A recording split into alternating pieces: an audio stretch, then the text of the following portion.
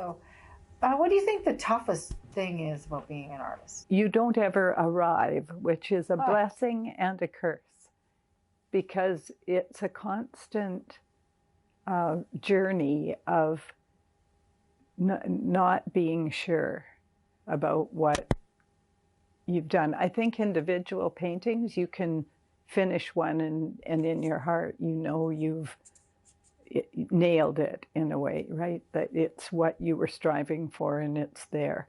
But as a whole journey of a career, it's always in motion. You never get to the end of the process. And the thing is, it is also the thing that keeps us going with it. It can take energy at times in an unconstructive way if you feel a bit deflated, or like I read an interesting thing in The Artist Key. Do you read that? The Painter's Key. And it had to do with being stimulated so much that you get back to your studio and you're kind of stuck. And you don't feel like you've got a direction of where to go next. And it has to do with this outward stimulation can sometimes be too much. And that's what happened when we went away to Europe in September. And then I came back.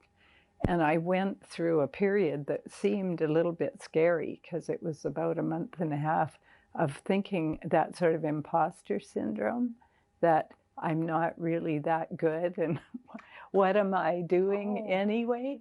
And I think I'm not unique. I think all artists have those periods where you're wondering, what the hell am I doing here? Sometimes you don't know if the step you've taken is in the right direction. Sometimes you just need to stand still. Yeah, and it's okay to do that. And I think that was call it percolating. Well, and the reading of this essay or whatever, the blog on that particular day, which happened about 2 weeks ago, came at such a perfect time, because what was being described in there was exactly what had happened to me. I think, like I was saying to you, I'd spent 7.5 hours in the Louvre. We were in the Musée d'Orsay all day.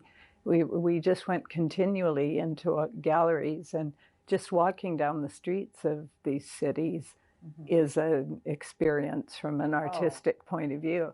And then I got back here, and it was sort of that feeling of insignificance in the big universe kind of overwhelmed me. But I'm happy to say that I'm not stuck right now. I've moved past that. Good. It's about feeling that creative pulse and letting that grow. Exactly. And it's very fulfilling, wouldn't you say? But I think that's the biggest struggle. And we're in a place too, I've understood that we have more artists per capita here on Vancouver Island than anywhere else in Canada. So, you sort of think, again, it's a blessing, and because I feel like there's a great amount of generosity among the creative people in our community. But on the other hand, you could think, well, I'm not that significant compared to. So like you were saying, it's important that you just be very careful about that mindset of comparing to other people. So it's really is about just having your own voice and feeling valid. And I guess that's a huge process too, finding one's own voice. It's about being true to yourself, would you say? Before press, they were, starving to death.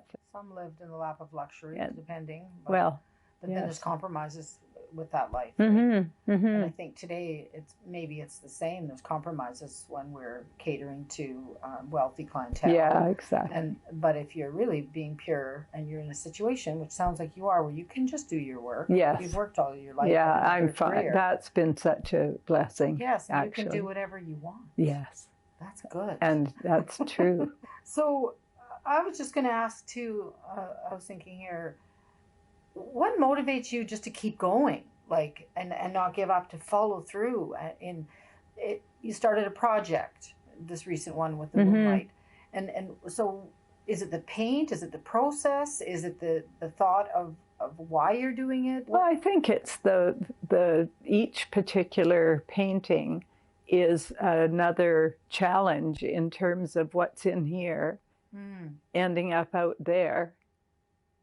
I guess the biggest compliment I can get because I do use photos as references. I was going to ask you about that. Yeah, process. I do. And it happens, and I'm pleased that the painting is better than the photo. So the photo, when you take your own photos? I do. And then do you do sketches at the time or after? Well, that's where I feel like that the energy in my painting and the dynamics of the light and shade are better than the photo would be coming from my memory of this place and the time. So the photo is more of a reference. Yeah. Well, that's great. At this point now, I have one more question. And is there someone in your life that you would really like to thank or acknowledge for where you are right now?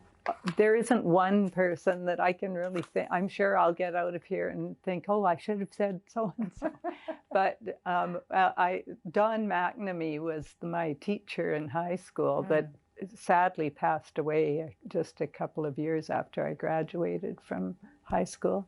But he gave me that validation that it's worth doing, and that I have a gift to keep working at this.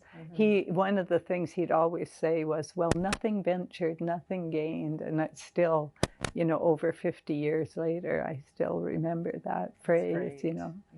So I guess I could say that he was one person to thank.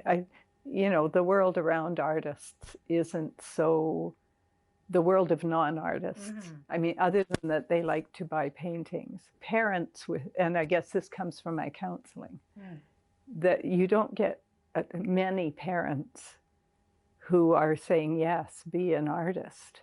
Yet, they want the engineer and the doctor and the thing that, as I was saying earlier, that you have a sense of how many bankers there are, how many, yoga instructors or whatever. But you don't get a sense of all the creativity and the kinds of occupations that come from that. And yet everything in our whole world is art. And so I think that's changing, though.